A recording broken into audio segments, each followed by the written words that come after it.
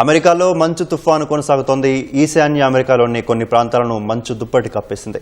Record స్థాయిలో 3 అడుగుల మేర మంచు కురిసింది.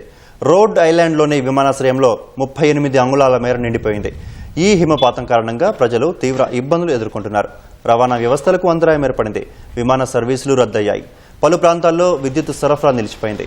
మంచు, బలమైన గాలుల కారణంగా పాఠశాలలు, వ్యాపార సముదాయాలు మూతపడ్డాయి.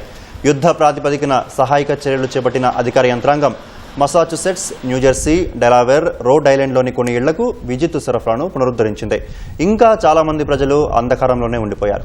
మంచు వల్ల కొన్ని ప్రాంతాల్లో రైలు సర్వీసులు నిలిచిపోగా మరికొన్ని చోట్ల యథావిధిగా నడుస్తున్నాయి.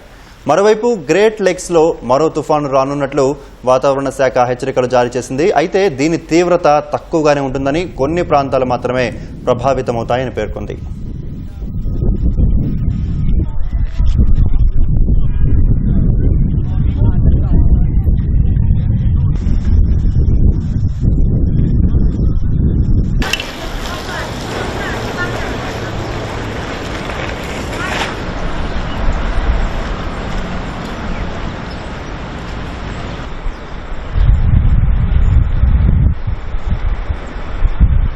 Yeah, compared to